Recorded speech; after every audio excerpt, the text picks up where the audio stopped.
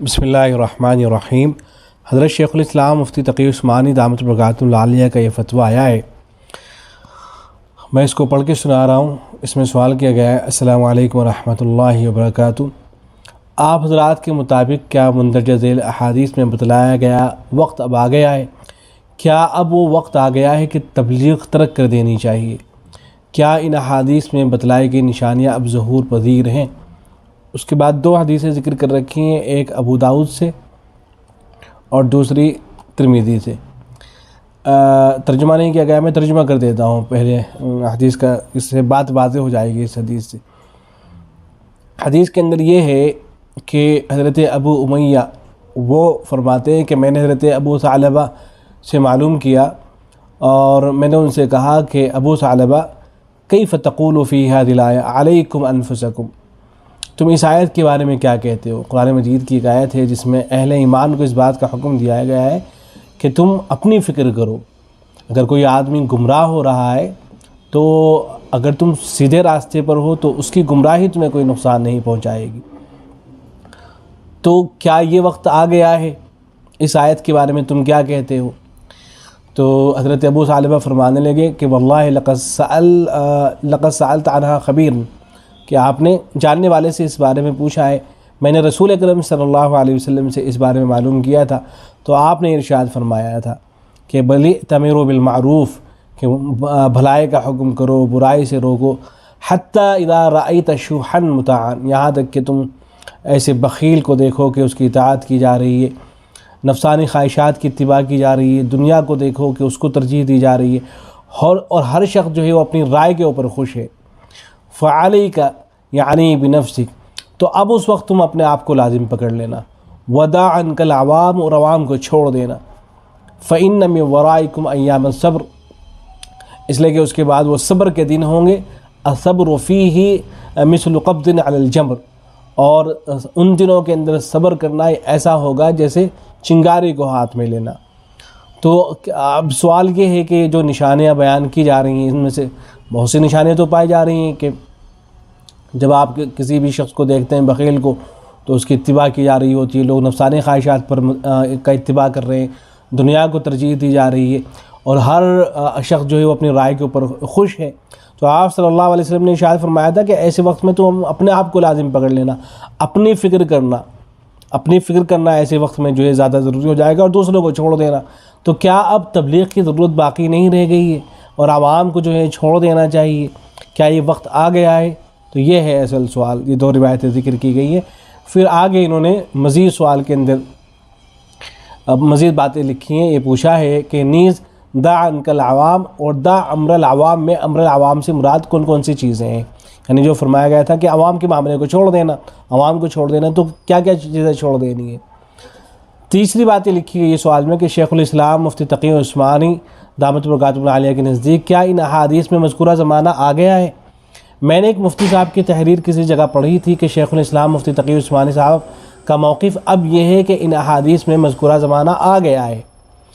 کیا آپ شیخ الاسلام مفتی تقی عثمانی صاحب سے اس بارے میں تصدیق کر سکتے ہیں؟ نوٹ: یہ بہت اہم موضوع ہے، اگر آپ نے شیخ الاسلام مفتی تقی عثمانی صاحب سے مذکورہ بات کی تصدیق کروا دی تو بہت لوگوں کو تشفی ہو جائے گی۔ پھر آگے لکھا ہے کہ شیخ الاسلام مفتی تقی عثمانی صاحب نے 1968 میں لکھے گئے ایک جواب میں تحریر فرمایا تھا۔ سوال یہ تھا کہ جب تم دیکھو کہ حرص کی اطاعت کی جا رہی ہے، خواہش نفس کی پیروی کی جا رہی ہے، دنیا کو آخرت پر ترجیح دی جا رہی ہے، اور ہر شخص اپنی رائے کو اچھا سمجھتا ہے، تو اپنی فکر کرو اور عوام کی فکر چھوڑ دو۔ کیا وہ وقت اس وقت موجود ہے؟ اگر موجود ہے تو عوام کی فکر اس میں کون سے امور شامل ہیں؟ کیا تبلیغ ترک کر دی جائے گی؟ تو جواب میں اس وقت لکھا گیا تھا کہ حدیث مذکور میں جس زمانے کا ذکر ہے بظاہر ابھی وہ دور نہیں آیا ہے، ابھی تبلیغ دین کا فریضہ ساقط نہیں ہوا، بحالات موجودہ تبلیغ فائدے سے خالی نہیں ہے۔ فتاوی عثمانی کے اندر یہ فتاوی مذکور ہے۔ تو اس فتوے پر 28/0/1388 ہجری مئی 1968 تاریخ درج ہے۔ اس فتوے کو لکھے ہوئے اندازاً 56 سال ہونے کو، تو 56 سال ہو گئے ہیں، تو کیا اب تو یہ وقت آ جانا چاہیے۔ پھر آگے لکھتے ہیں کہ حکیم الامت مولانا اشرف علی تھانوی رحمہ اللہ نے آج سے تقریباً 95 سال پہلے 29 جمادی الاولیٰ 1348 ہجری مطابق 2 نومبر 1929 کو ایک وعظ میں اس وقت اس حدیث کا مصداق قرار دیا تھا۔ حکیم الامت رحمہ اللہ کے اس وعظ سے مذکورہ اقتباس پیش خدمت ہے۔ تھانوی رحمۃ اللہ علیہ نے فرمایا تھا کہ صاحب میرے نزدیک تو اس وقت میدان میں نکلنے کا وقت نہیں ہے، کیونکہ حدیث میں پھر حدیث کو ذکر کیا گیا تھا جو حدیث کے اندر یہ باتیں آئی ہیں، اور میرے نزدیک آج کل یہ سب علامات موجود ہیں، اس لیے آج کل گوشہ نشینی لازم ہے، حضرت تھانوی نے فرمایا تھا، مگر میں اپنی رائے پر اصرار نہیں کرتا۔ اگر کسی عالی ہمت کے نزدیک ابھی ان علامات کے ظہور کا وقت نہ ہو تو بسم اللہ وہ میدان میں نکلیں، مگر اپاہجوں کو کیوں اپنے ساتھ کھینچتے ہیں؟ آخر ایک کام یہ بھی تو ہے کہ خدا سے دعا کریں، تو ان کو اس کام کے واسطے رہنے دیں، ایک جماعت اس کے واسطے بھی تو ہونی چاہیے۔ یہ تقسیم عمل اچھی ہے، مگر افسوس آج کل دعا کو لوگ عمل ہی نہیں سمجھتے۔ تھانوی رحمۃ اللہ علیہ کے بیان کا حوالہ دے رکھا ہے۔ اب جواب سنیے، ابھی تک تو سوال تھا، جواب میں لکھا گیا ہے کہ سوال میں مذکور دونوں حدیثوں اور ان کے ہم معنی دیگر احادیث مبارکہ میں جس زمانے کی بات کہی گئی ہے اس کے بارے میں خلاصہ یہ ہے کہ امر بالمعروف اور نہی عن المنکر اس زمانے تک واجب ہے جب تک اس سے فائدہ متوقع ہو، فائدے کی جب تک امید ہے تو واجب ہے، اور اگر شہوت پرستی، حرص، خواہش نفس کی پیروی وغیرہ امراض اتنے پھیل جائیں کہ امر بالمعروف اور نہی عن المنکر سے کوئی فائدہ نہ ہو بلکہ اس کے برعکس ضرر کا اندیشہ ہو اور فتنے میں خود مبتلا ہونے کا غالب گمان ہو، تو اس وقت امر بالمعروف اور نہی عن المنکر ترک کر کے خود دین پر قائم رہنا، نیز عوام الناس کے ساتھ اختلاط موجب فتنہ ہونے کی وجہ سے ان سے بھی حتی المقدور دوری اختیار کرنا ضروری ہے۔ چنانچہ دوسری حدیث میں مذکور ہے وَرَأَيْتَ أَمْرَ اللَّهِ دَانِ لَكَ بِهِ، یعنی جب تم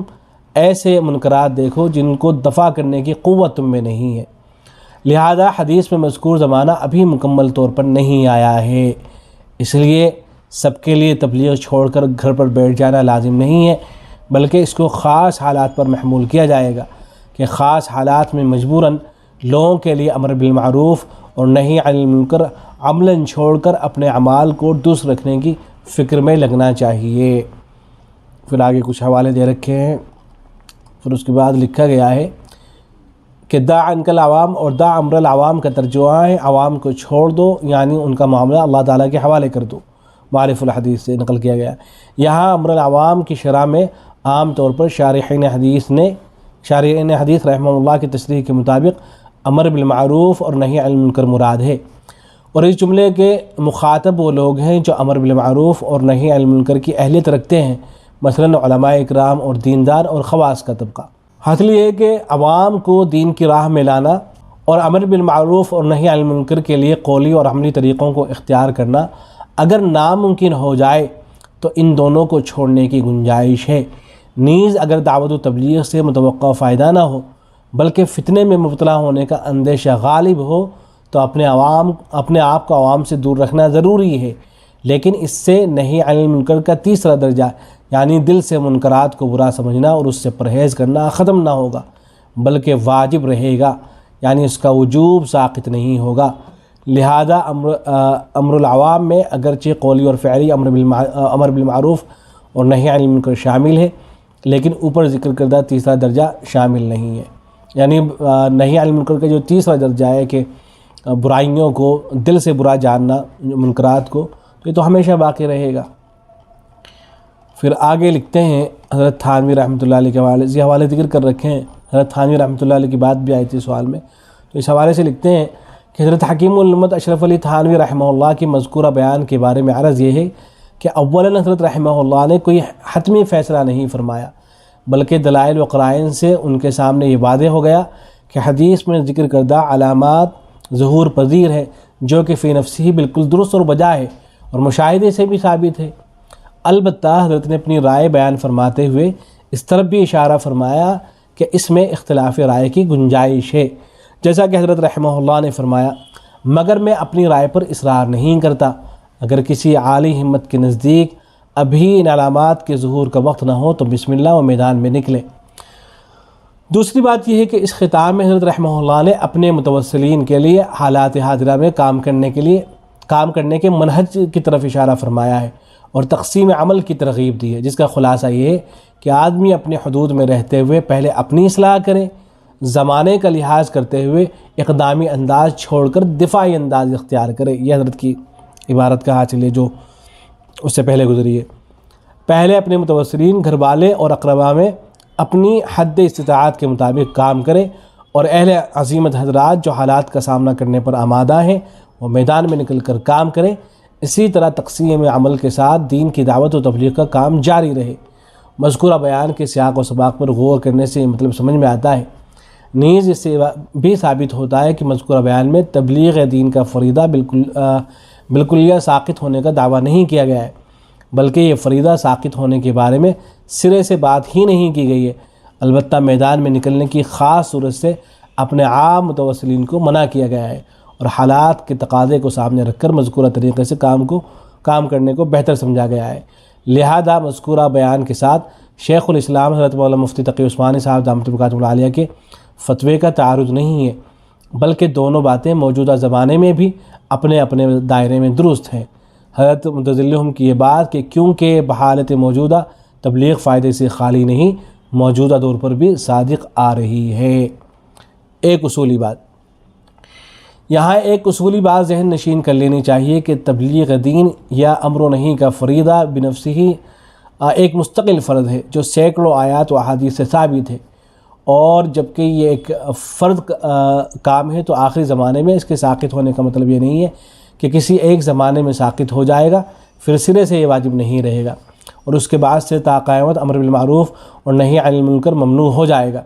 بلکہ تبلیغ دین یعنی امر بالمعروف اور نہی عن المنکر کے فرض رہنا یا نہ رہنا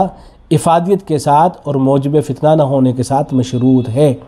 لہذا امر بالمعروف اور نہی عن المنکر کی اہلیت رکھنے والوں کو جب بھی امر و نہی کی استطاعت ہو اور اس کی افادت بھی ظاہر ہو تو ان کے لیے ضروری ہے کہ امر و نہی کا فریضہ ادا کریں۔ اس لیے اپنی استطاعت کے دائرے میں دین کی دعوت یعنی امر بالمعروف اور نہی عن المنکر کا فریضہ صاحب استطاعت سے ساقط نہیں ہوتا۔ حدیث شریف میں ہے، ترجمہ یہ ہے، حضرت جریر بن عبداللہ رضی اللہ تعالیٰ عنہ روایت ہے کہ میں نے رسول اکرم صلی اللہ علیہ وسلم سے سنا، آپ نے فرمایا کہ کسی قوم اور جماعت میں کوئی آدمی ہو جو ایسے اعمال کرتا ہو جو گناہ اور خلاف شریعت ہیں، اور اس قوم اور جماعت کے لوگ اس کی قدرت اور طاقت رکھتے ہوں کہ اس کی اصلاح کر دیں، اور اس کے باوجود اصلاح نہ کریں، اسی حال میں اس کو چھوڑے رکھیں، تو ان لوگوں کو اللہ تعالیٰ مرنے سے پہلے کسی عذاب میں مبتلا فرمائے گا۔ صحیح ابن حبان کی روایت ہے۔ باقی مفتیان کرام کے دستخط ہیں، اس پر حضرت شیخ الاسلام مفتی تقی عثمانی دامت برکاتہ العالیہ کے بھی دستخط ہیں۔ الجواب صحیح، بدنام محمد تقی عثمانی۔ والسلام علیکم۔